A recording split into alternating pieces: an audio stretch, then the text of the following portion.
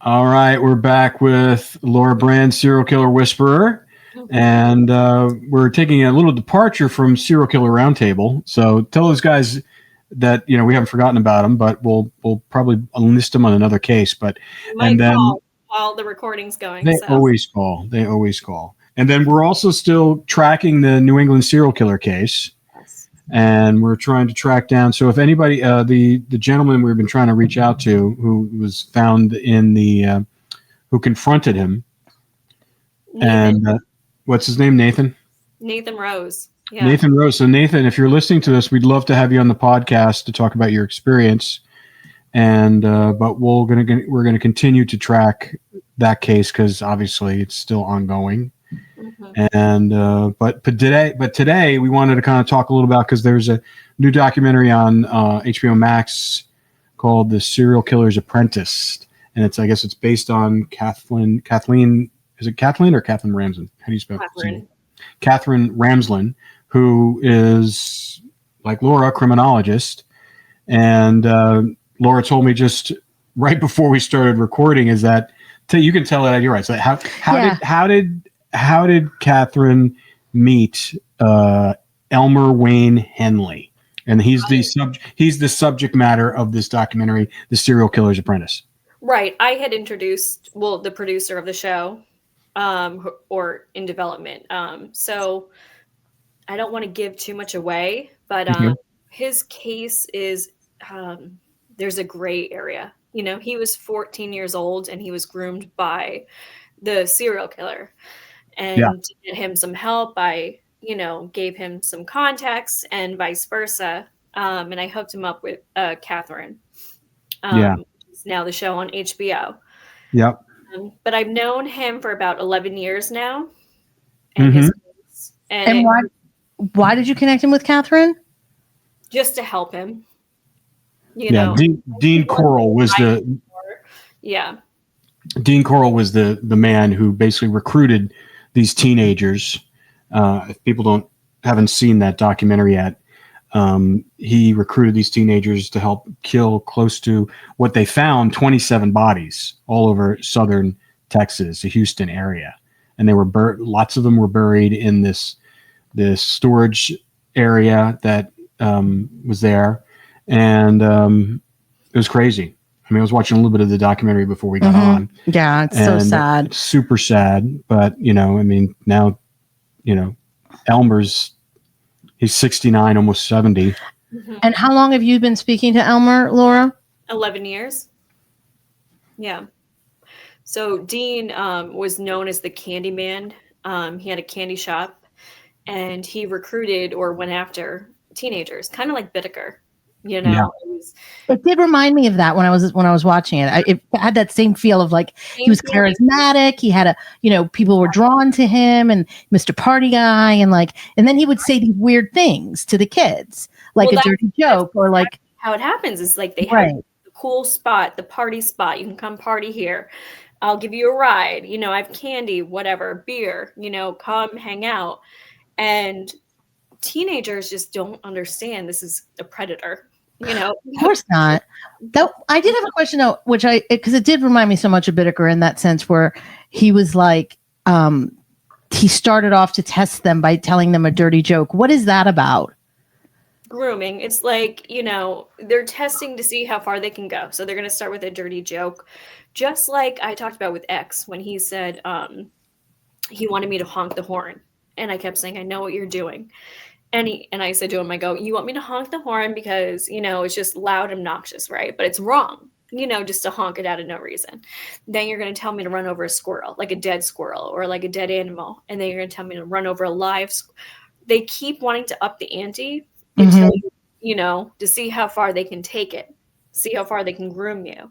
And a teenager who might not have the best boundaries because of their home life and who's nervous or just like wants to fit in, they're not going to understand what's going on. Of course. And with, Elmer, he didn't have a father. He was 14 years old without a father. So, here's this guy, this cool older brother, but also like a father figure, which he never had coming in here. What's the age difference between him and Dean? I think, well, he was 14. Yeah, and Dean was an adult. Mm-hmm. Had to be like, what, maybe in his 30s? Yeah, I think it was the same with Bittaker with the teenager. Right. So it's very similar in that respect. Very similar. Very similar. Yeah. Yeah. Yeah. Like Bittaker playing the tapes for the teenagers and the girls screaming and stuff. He was like right to see, what they were into, how much they could take. This is a part of the grooming, Yeah. They're watching that reaction. They're watching your facial reactions. If you're quiet, if you're silent, if you're, cringing, or if you're not making any movements, they're watching all of that. So Elmer was only 14 when he met Dean. So he was just struggling, it seemed like, in his life, like with his family and whatnot. Yeah, he was just, he didn't have any purpose. No. And then what I thought was interesting is the fact when he killed Dean, he made it sound like they were being held captive. And when he called the cops, and it wasn't until later on he, I guess, kind of crumbled and cracked and said that Dean made us do this. And then they started pulling body after body, and he's standing there watching this as they're doing it. They had him there watching. Mm-hmm. And it's an insane scene. If you ever pull up the archival, he's told me in person what happened. What happened. He actually took a girl for the first time back to the farm. So it was, he's a young teenage boy, and he brought a girl back there thinking it was okay, despite what they were doing. And Dean came back and got upset, and he had another boy with him. And Dean ordered Elmer to chain the girl and the boy up. And he starts doing it. And Elmer said, the girl said to him, "Is this real? Like, is this really happening?" And he's like, "Yes." And he does it. But that was when Dean told him, like, we're going to kill them. And that's when, I don't know, I guess the trance broke, the spell broke, or really a trance is what it would be called. Psychopaths are able to, quote unquote, trance their, victims. It broke, and he shot Dean. Maybe because, also because the girl was like bringing him to reality, because he probably liked the girl and had feelings for the girl. And now he's realizing like what this guy was really doing. Maybe it was like dissociation before. I think it was. Because all the victims, like with most serial killers, we assume that there are young girls. These were all young men. Young boys.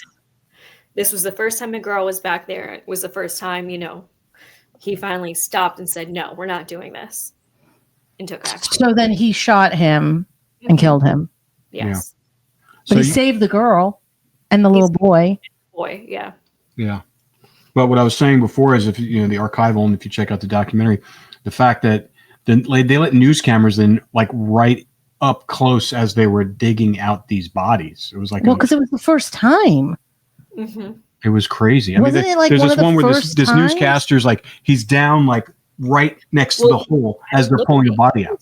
I mean, when Ing and Lake got caught, they had like the sheriff came out with like bones in his palm of his hand. He's like, "Look, back then they're so shocked.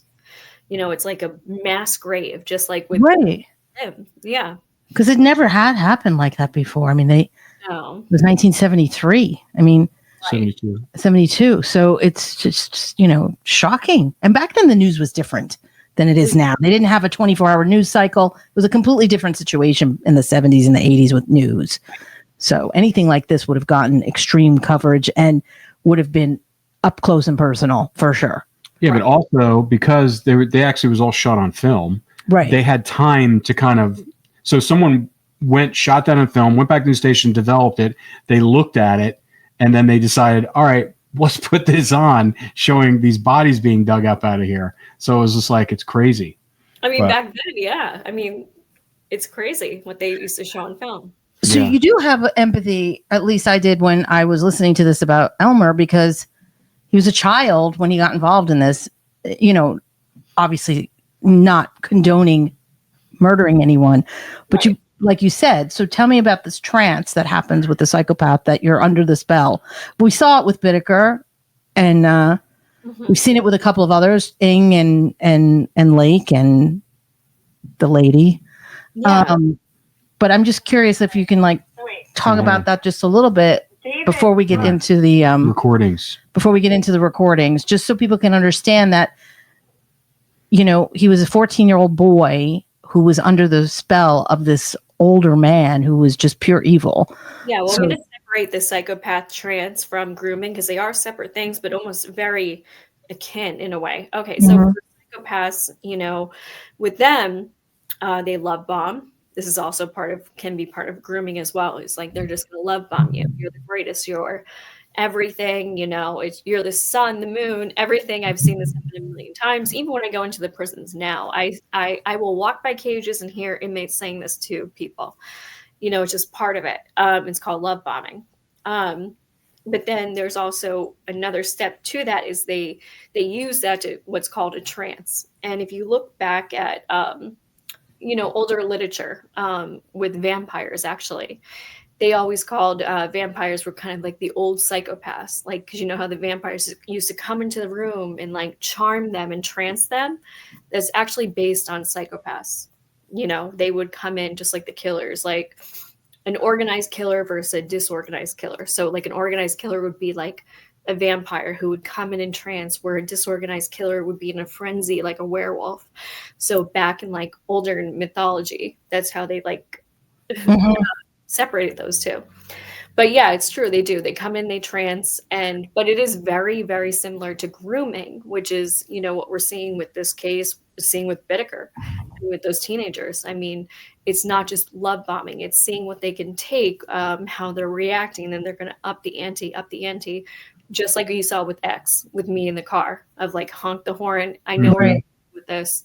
You know, it's very, that's what people are always like, how does that happen? It's so subtle. You don't even know it. It's as simple as honking the horn up to run over a person.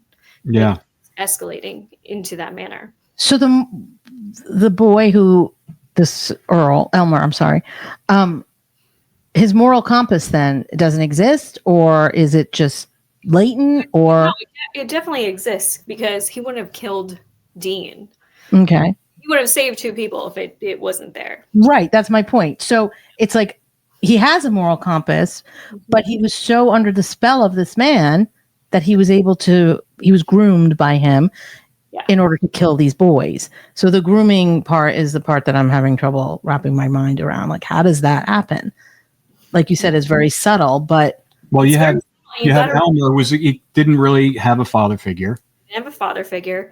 He was like roaming around the streets. He wasn't going to school apparently, and he, you know, at 14 he was smoking weed, hanging out. He had no purpose. There was no place for him to go, and then he's an easy target. Another big factor is, you know, the frontal lobe isn't developed until 25. No, he's 14 years. I mean, think about, like, if we all imagine ourselves at 14 years old. We have no idea what's going on. Literally, no idea. Imagine, like, this. I mean, just think back to all this stupid shit we did at 14, right? Now, and who we looked up to at 14. Right. Like, imagine. Definitely anybody that was like 17, anybody who was older than them that gave you any attention. Right. You're like, oh, cool. Awesome. You got a car. Yeah. Yeah, you got a car. Right. Oh, come hang out at my house. We're going to party at your house. Right. You do whatever you want. You think it's so cool. You're so cool because you got an older friend with a car or a house or whatever. Yeah. You're not thinking, like, you because like your frontal lobe is not developed. Truly. No. It's really sad. What happened to him? I felt bad for him. It is. It is sad. It's sad for him. It's sad for, you know, anybody who's been groomed. I mean, Bittaker, all the teenagers at Bittaker's motel, I feel bad for. I mean, obviously, my heart goes out to the victims and their families, because that is just the most horrifying. I mean, there was 27 that I heard in the documentary, but I'm sure there's more. That's just awful. Because I'm sure he was killing before. There's proven there. I mean, he's told me there's way more that just have not been recovered. Yeah. Because he was killing before Elmer got involved. Way before, he had another partner even before Elmer. Yeah. Mm-hmm. All right. So in his recordings here, this was done like 7 years ago, according to this. Is that accurate? Correct. All right. And then was this, give us some context. Was this a second conversation, a third conversation? How many, or was it first? Well, 7 years in, 7 minus 11. So we're years in, but we're just going over stuff. But Okay. yeah, we'll just play it and Okay, cool. see All right. we get into it. Just let me know when you want to stop. Okay. Met Dean Carroll way before you did, and he was helping with the murders way before you. But he's only charged with one murder? He was only tried for one murder. Okay. That's strange. Yeah. Yeah. So I don't know why people don't look at that, but people just don't see it. They don't know who he is. Just like you couldn't name him. Yeah. Who's he talking about? The boy. I don't say I'm not sure. If I'm Sorry. The boy before Elmer. God, I'm forgetting his name. He just recently died. There was Elmer was kind of like the second boy that Dean took in, but there was a boy before Elmer. He was the one who kind of recruited him, didn't he? Right. And I had said to him, "Why is he only charged with one?" And he's like, "Good question. I don't even really know myself." Okay. Davis, I think it was. I can't remember. correct in my legal interpretations, he'll have the same error that I'm going to use. Right. The difference is that if I prevail when I go to court, they will not be able to give me more than 99 years at a new trial. Right. But David originally had a life sentence, so they'll be able to give him a life sentence again. And wait, you were 15, right, at the time of this? 15 and 16 and 17. Yeah. You met him when you met Dean Carroll when you were 15, and then I met him when I was 14. I met him when you were 14. But he didn't start coercing you into the murders until you were what, 15? Just about 4 months before I turned 16. Wow. And him and David Brooks, they were actually going to kill you as one of the victims, right? Was both of them? I'm fairly certain that was the original intent. Yeah. Yeah. Now, but of course, hindsight. That's crazy. Yeah, you got to remember that I'm the one that broke the case, and I was the one that was talking to everybody, and so I was the one that they tried first, and the one that the media was interested in, and they pumped me for all that they could, and they were done. Yeah. It's just so fascinating how Dean Carroll met you and you were so young and, took you under his wing and became almost like a father figure to you, and it coerced you into all these murders. And then at the very end, when he was about to kill your friend, he finally broke from his spell and shot and killed him at the very end. It's so unique. Well, yeah. See, we did not know the term serial killer at the time. Mm-hmm. We didn't understand grooming. Yeah. None of that was extra. So. Do you think Dean Carroll was grooming you to become a serial killer? Well, they groom you to do what they want you to do. Right. That's what grooming is. That's what Jerry was doing to you when he was trying to tell you you were fat chasing. Yeah, I know. And, that still just amazes me. He's telling you that you were buying it. Hey, grooming happens every day, all the time. Yes. Yeah. It does. It's just the levels of manipulation are intense. I've seen him I've been through it. And I know how, like, it starts off very, very small, and it builds and builds up. And like you said, you met Dean when you were 14, and he didn't really even introduce you into the murder until you were 4 months shy of 16. Yeah. And he didn't introduce me to that. He blindsided me with that. What do you mean? Well, because I thought I was getting involved in white slavery.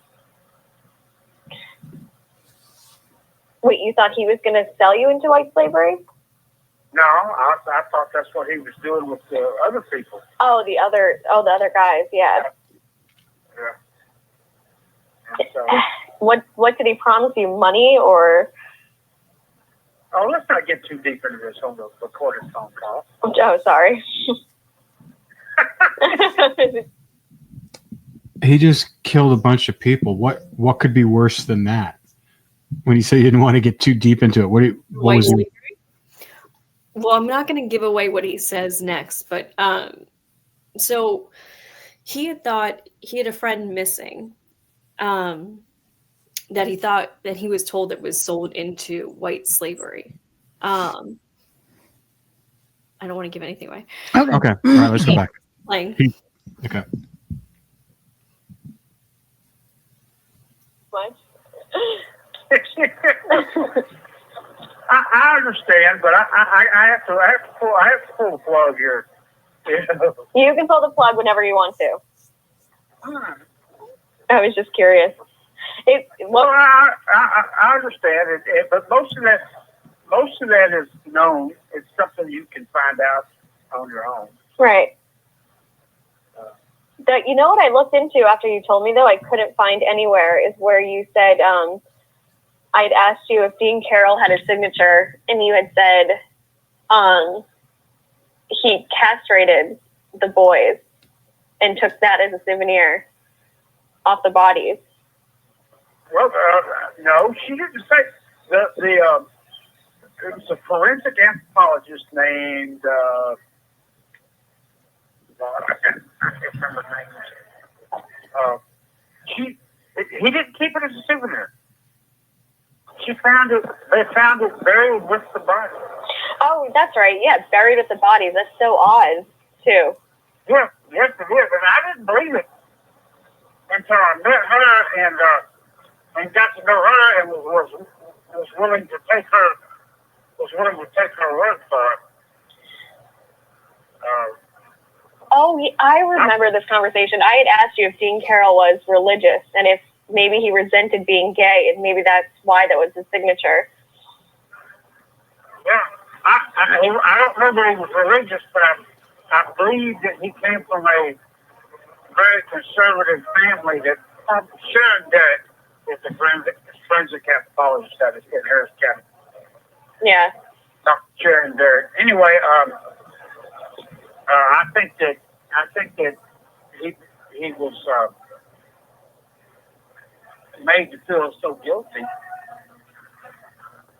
Yeah, like shameful of being gay. Yeah. But again, I don't know that. You know what I'm saying? I don't. I sit back and because I don't. That's the question that's always asked. Why did he do that? And I don't know. He wasn't he wasn't gay like in the community. Like he wasn't out and gay, right? It was kind of like a secret. Oh yeah. Yeah. Yeah, he wasn't out gay.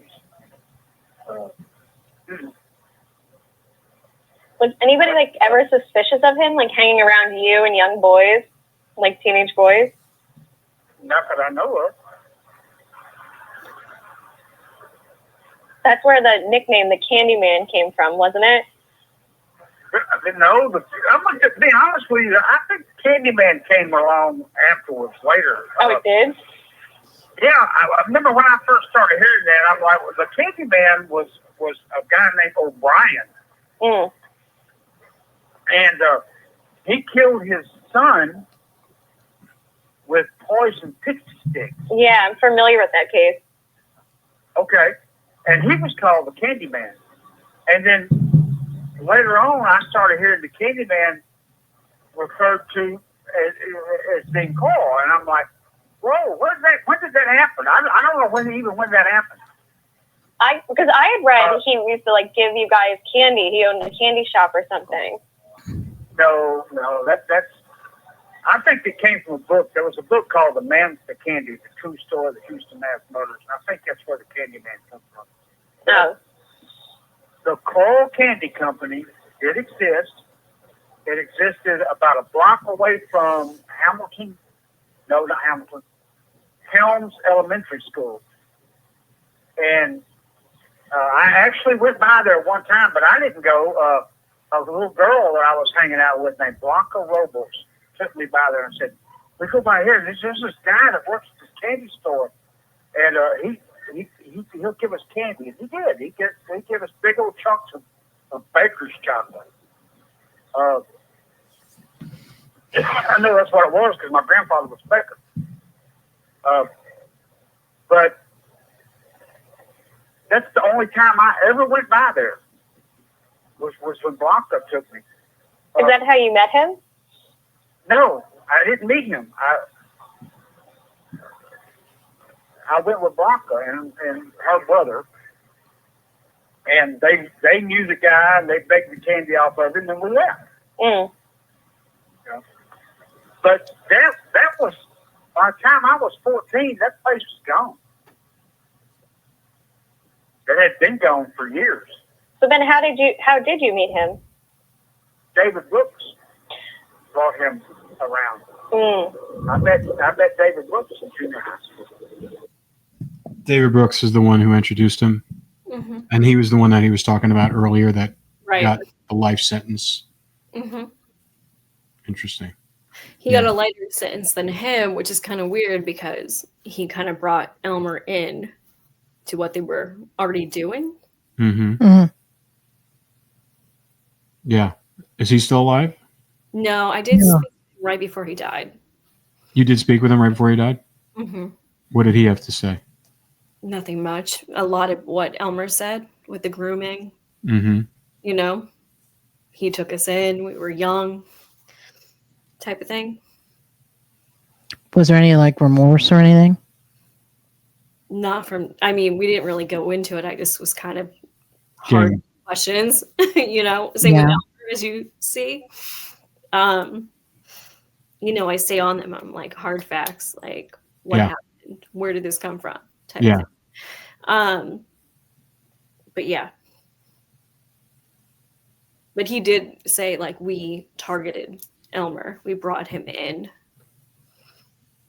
Like he was a target. You think they were going to plan to kill him? Oh, yeah, 100%. I Why think Elmer why says didn't they? in the tape. Well, David Brooks said it to me. And then Elmer says, you know, they had, they were somewhere and they kind of like, he got a weird feeling, the intuition we always talk about. Mm-hmm. And they were like, does anybody know you're here right now? And he goes, my mom. And it kind of stopped them dead in their tracks. Yeah. Yeah. Yeah, I guess he had a decent relationship with his mom because there was there's that phone call, like when they're at the scene where he pointed out the bodies in that storage shed. They let him call his mom when someone had like one of the first cell phones, like one of the old ones. Yeah. And they could call, I think it was a reporter or a cop. And so there's that whole conversation on the documentary, you can actually hear it. Yeah. And she said, do you want me to come down there? And he goes, yes. And then the cop says, no. She's very sweet. I have spoken with her. Oh, you have spoken with his mother? Yeah. Yeah. That's sad for her. Yeah. Very sad. You know, she was trying to work hard, you know, for her son, and there's no father in the picture, and she had no idea what was going on, you know. Yeah. Yeah. I mean, like nowadays, people don't know what's going on with their kids now. I mean, look at the Minneapolis shooter. I mean, like they had no clue that this kid was, or not kid, this young man had, you know, that he was depressed, that he had tons of, you know, an automatic weapon, a shotgun, and a handgun. And How do you have all these weapons and you don't know what your kid's all these doing? rounds. I don't understand this. That's the thing I don't understand. Like, I don't know. I'm a helicopter. I would be like, what are you doing? What's going on? You know what I mean? Like, how do you have weapons? Like in your, I just don't, I don't know. Yeah. I don't get that. But anyway, let's go back to recording. Yeah. Oh, so he was just like a friend of a friend, and that's how you got to know him. Yeah, that's how I did. Yeah, he worked by then. He worked at Houston Light and Fire Company, the candy store, Big Dog. The candy store was owned by his family. So that's another one of the myths. That, yeah, there's a lot of myth involved in that. That doesn't really have any relation, but no one can correct it. But neither David, not really, and no one's interested in us correcting it. And there's a lot of stuff. Well, you two are the only, pretty much the only ones the closest to him who got out. Yeah. Well, there's other people. Billy Ridinger. Good. Billy Ridinger was closer to him than I was. I really, to be perfectly honest with you, I suspect Billy Ridinger was another member. But there's no proof of it. It's just a theory. It's just a theory. Yeah, it'd be interesting. Billy, this kid Billy, was he a victim? No, he was hanging around with them. He was hanging around him. So is he still around, or was he a witness, or do you know? We don't know. Okay. Yeah. There's a lot of people connected to it. See what the grand jury testimony had. Oh. He testified in the grand jury. Well, I think he was murdering, way before you came along.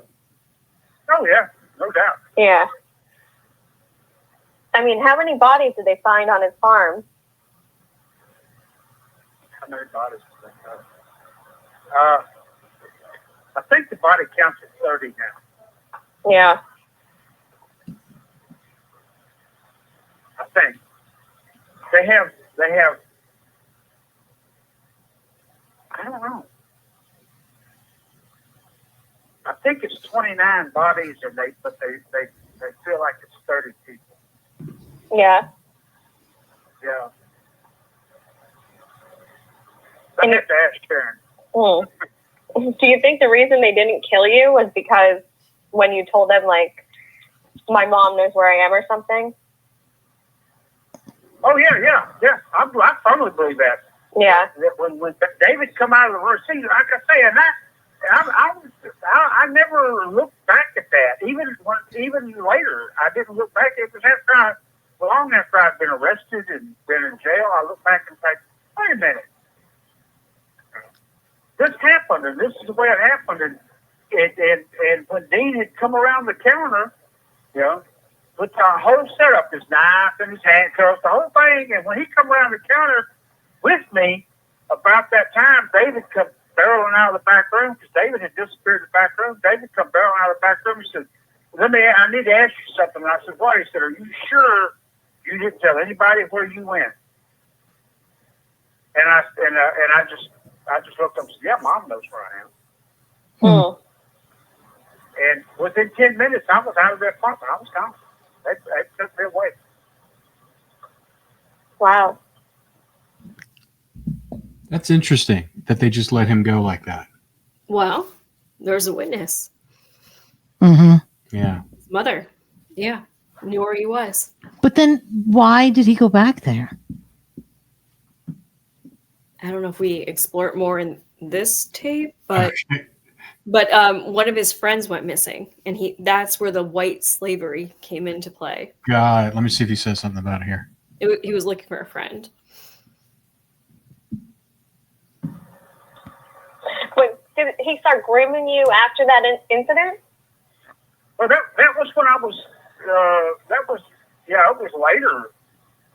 Later after that incident, much later after that incident. Yeah. Months.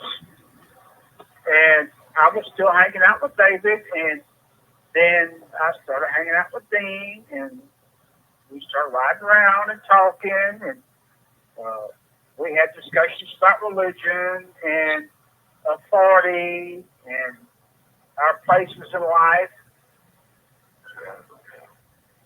And now I know that's what was going on. Yeah. What would you, like, what exactly would you guys talk about? Well, he was a lot about religion, because he really wanted me to understand that there is no God. Dean wanted you to understand there was no God. Yes. Yeah. So he used to preach that to you? Say that again? He used to preach that to you, that there was no God. Yeah, because I was pretty set that there was, and that God determined our lives, and our actions were supposed to be centered around those teachings, Christian teachings. What would he say to you to get you to believe that there was no God? Like, what was his argument towards you? To look at all the terrible things that's going on, and if you know, and it gets specific, but look at the terrible things that's going on. So if there was a God, why would that happen? You know. It sounds like he was trying to break down like your morals and your faith. Exactly, because it wasn't until later on, because I had been taught and believed that when I did something so inherently sinful that God rejected me, that He'd strike me dead. Mm. And it wasn't until I had done such a thing and God didn't strike me dead that I finally gave up. So this makes sense, like how he broke down the faith and the morals is like telling you there is no God, and preaching that to you and having a lot of discussions about religion. How, like, next he's going, like, I'm trying to get to the pattern where that's how he started to break you down that way. I'm trying to figure out how he started the grooming process of where he got into torture and murder. Like, how he groomed that, how he started to groom that into you, into a normalization of it. I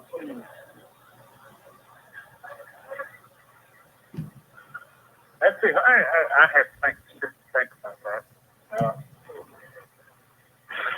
Because it was a long progression before that even came about. Oh, it was. It was. And as I said, it came about backwards.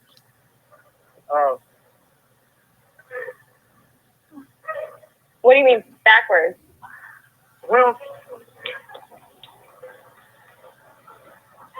you go forward, and when you're going forward, your eyes are open, right? Right.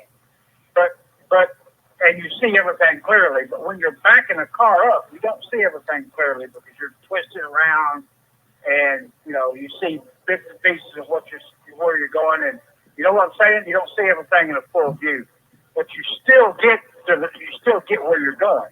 Right. So what had happened is I got backed into the position rather than fully led in there.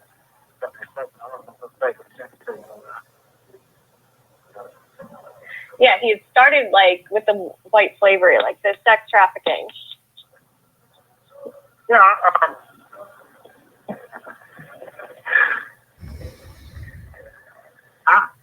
All right. You know what white slavery is, right? Yeah, I think so. You have 1 minute left. Okay. I thought that's what I was getting involved in, and then after that first initial involvement, I backed away from it. Oh, no, it didn't feel right. It just didn't. It did not sit right with my sense of right and wrong. And then the next thing he did was he jumped on a friend, and when I fought against that, he said, "Oh no, I killed this guy, and I'm going to kill this guy, and you're already involved in murder, and you already know that ignorance is no excuse in the eye of the law. Since you're already involved in murder, even though you didn't know that's what was going on, you're still guilty. And they're going to execute you. That's one reason I don't believe death penalty. So he had really trapped you, in a sense, a young kid hearing that you're now involved in a murder, or thinking you are because he jumped on this guy. Yes. Thank you for using CenturyLink. Goodbye. Oh, hello. All right. Omega, are you there? We're recording. I got Rob and Cindy on. Who is that? Omega. Hi. Oh, Can you hear him? hi, Omega. Well, you should loop him into the conversation and what we're talking about. See if he has any thoughts. We just got into a big conversation about grooming out of a case out of Texas. Out of Texas? Mm-hmm. Now, have you ever been groomed, or have you ever seen a case of grooming in the prison? Yes. Yeah, in multiple ways. I've seen it in multiple ways, yeah. Whether it was grooming as to be a sex victim or grooming them to, like, become a rat, too, different ways. Can you elaborate on both? Like, what technique was used? All right, 1 second. I'm changing headphones real quick. I'm changing headphones. Oh, shit. I want you to get ready.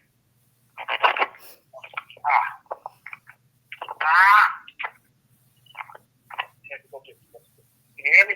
Yeah. Okay. So that's when, like, all right, grooming is fucking boring.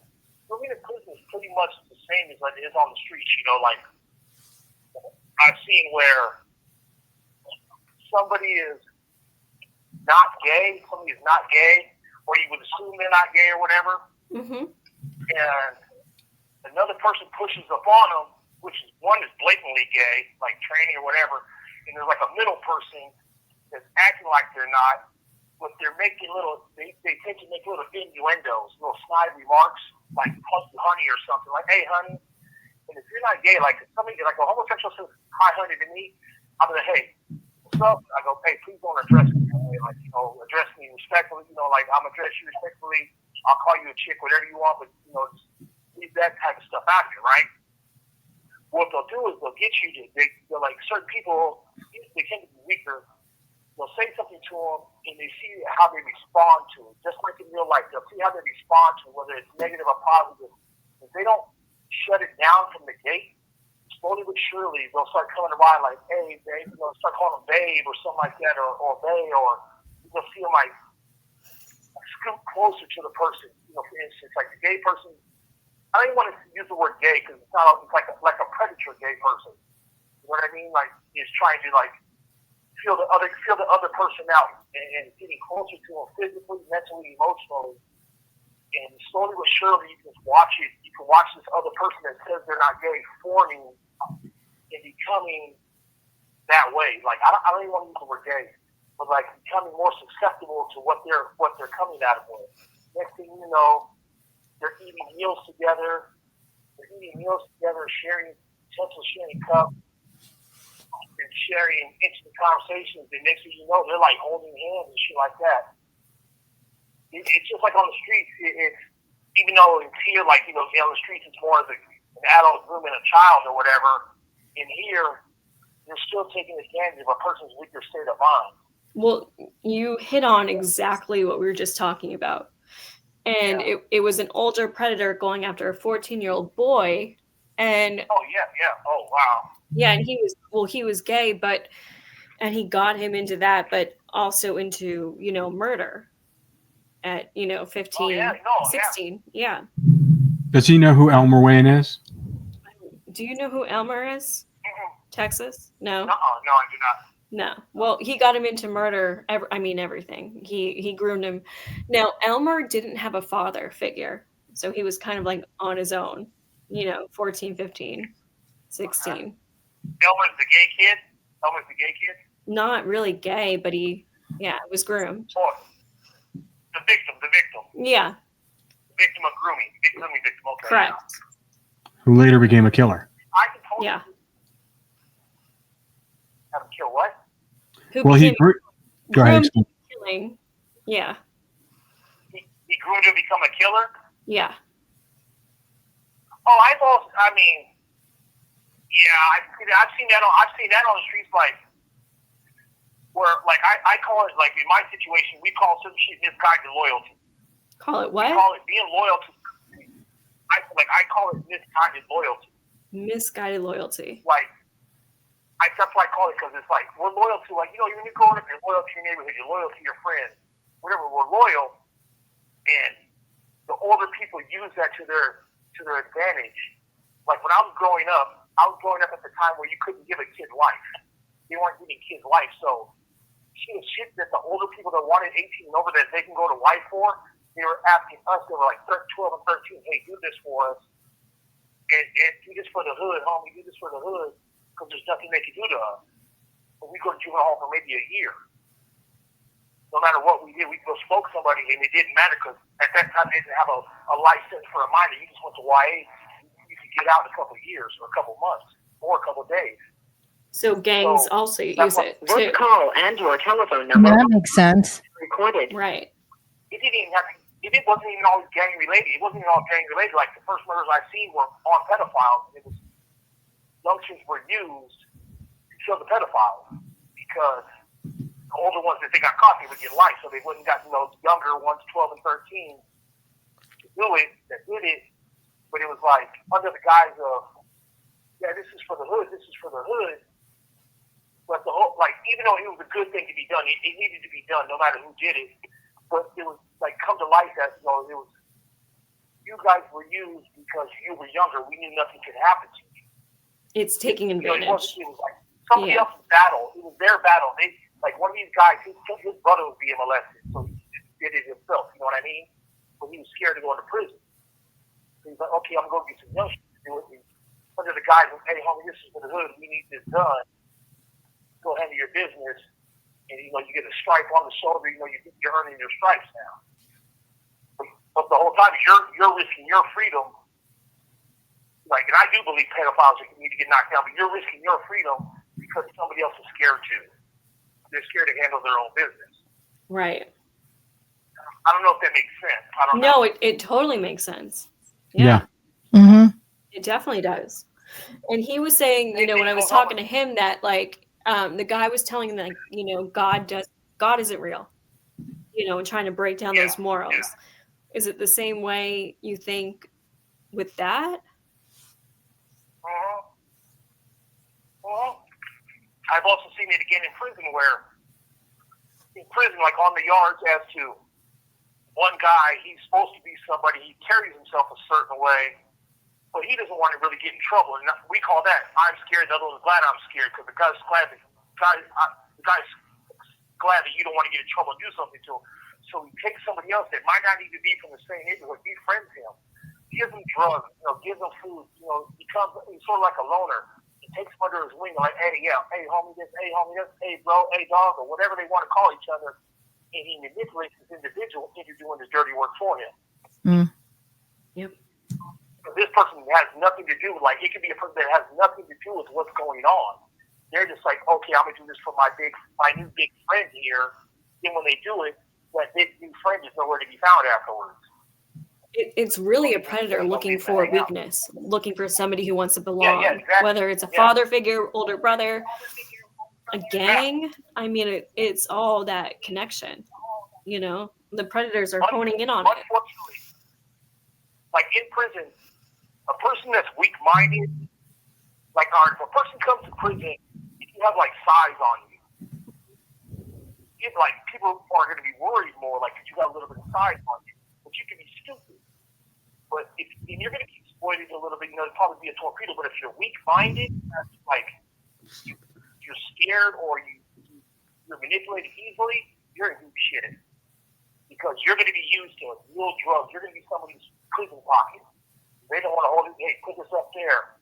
Do this for me. Do this for me. Do this for me. You're taking that person and all the risk to appease somebody else that has no care for them at all. All they want, just like a predator, they want something from them. Right. They manipulate them to get whatever they can. Yeah. Mm-hmm. It's a scary world. It's not, yeah, But even the police do it. Like, you'll see police grooming individuals to become an This call and your telephone number will be monitored and recorded. To become an informant? Is that what he said? Omega? You can also see the inmates grooming police into doing what we want them to do, like as for bringing in shit, right? Mm-hmm. You can see it, like something you just watch it, you're like, okay, this is the beginning of an accident about to happen. You can the time spent, or I'm trying, like the quality time spent between people in prison can be very dangerous when it's one-on-one, because like the cop could be grooming that person to give up information, or maybe the cop wants to do business, or like I said, inmate gets this cop by themselves or free staff. And what we do, like what we do as an inmate is, if I can find out something personal about this officer, I can manipulate it to the full extent. Especially if I know the area this cop lives in, I can pinpoint. Like I met a free staff when I was in San Quentin that knew my son's mother. My son's mother's a bartender. She happened to go to this, and she was talking to me while I was on a 5-day observation, and she said something about an area. I was like, "Oh, you drink?" She's like, "Yeah." I'm like, "Oh, do you drink it? You go to this bar?" Blah blah blah. She mentioned the street. Once she said that, I knew I had her, because from the neighborhood she hangs out in, I knew the caliber of her friend. Just from that alone, so I was able to twist it and get it to go to what I wanted. And okay, like, oh, okay, you drink? Okay, go to this bar, mention this bartender, all the drinks you want are for free. But if you do this, there's going to be something slid to you. As long as we have this understanding, you can drink all you want for free for life. But that envelope that's brought to you, that's an obligation you have to meet. Nothing's free. Does that make sense? Yeah. Yeah. It's a trade-off. Mm-hmm. Rooming situation. Like sometimes it can be equal, but like with that guy in Texas, that's not usually how it is. It's usually not equal and beneficial to both sides. Right. Now, you guys all know that. I guarantee you guys know that as well. Yeah. Nothing's for free. No. No. Mm-hmm. And we just watched, the Karen Reed trial. Mm-hmm. Officer Deaver, Oh, who's everyone's talking about. The female officer Mm-hmm. who was called up at the commissioner's office, told to do the right thing. Wow.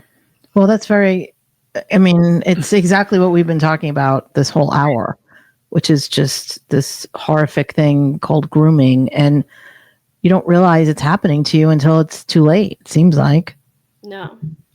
Oh, exactly. Like in prison, like I'm the type, if I like you, like if I associate with you, if I like you, and I'm eating, I don't want to eat by myself.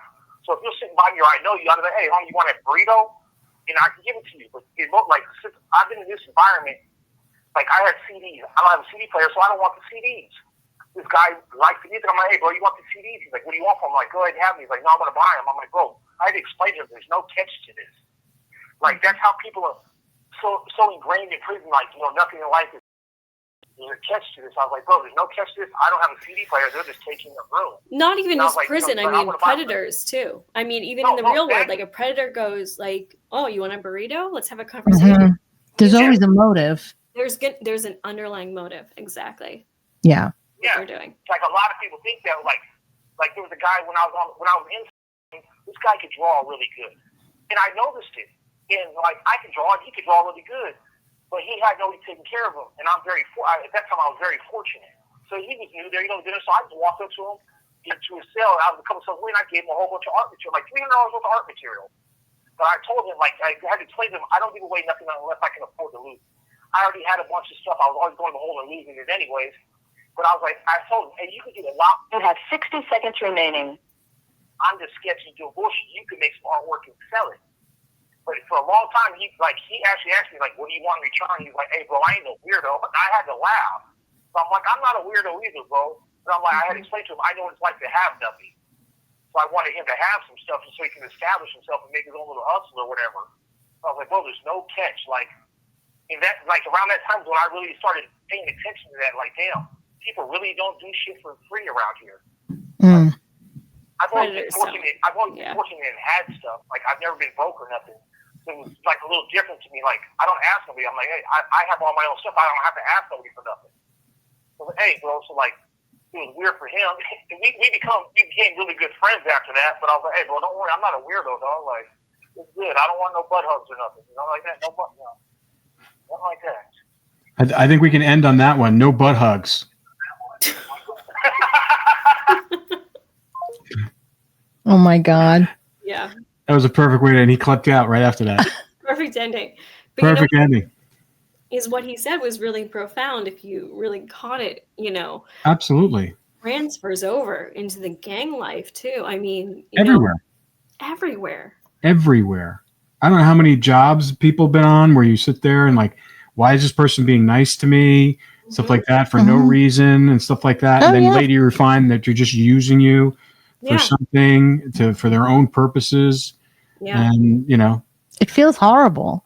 it's the only good thing about growing up in the Northeast is because you really have a good bullshit indicator. Yeah, we're very suspicious of people. Like Exactly. people, New York, New England, New Jersey. Yeah. we're just It's just because we're taught at a very early age. intuitively like, what do you want? Like, what are you doing this for? Nothing's for free. Like, we don't trust that people are just out of the kindness Not saying of it their doesn't heart. happen to people in that area, but there's there's an element when you grow up in that area where everybody's kind of like on guard. So true. Like, I swear the East Coast where we grew up, because, we all grew up.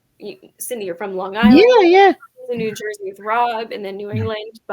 And Rob, you grew up across the street from the guy from Goodfellas, which I don't even know. Well, no, my dad did. My dad in New York. Yeah, he grew up in the same neighborhood as Henry Hill. So, but my dad was very. I mean, he was very. He grew up. He didn't grow up on the streets, but he was very street minded. Yeah. And then he became a salesman, and so that made him. I mean, he learned his sales manipulation techniques from on the street. Yeah. He was a good salesman because he knew how to bullshit people and get them to buy stuff. And, that's the skill that salesman, never saying no, never taking no for an answer, always trying to appeal to them, trying to be your best friend, take them out for drinks, find all the weak points in their personality that they can exploit. Right. I mean, they manipulate it to a degree, but then predators take it to a whole nother level. Yeah, exactly. Yeah, and they always pick you when you're like down, like you're not in a good place, and they can sense it. They sense it. They know which one doesn't have a father figure, mother figure breaking out. It's weird how they know. Well, it's an instinctual thing. It's no different from the animal kingdom. They always go for the weakest in the herd. Right. They find one that's wounded. They want the smallest, the wounded. They're not going to go chase the fastest one. They're going to go. They're going to go after the soft target. Right. Yeah. Really interesting, Laura. Thank you so much. Yeah, it was great how he transitions in right there with the conversation. I think it's really interesting that you're the one that introduced Catherine to Elmer.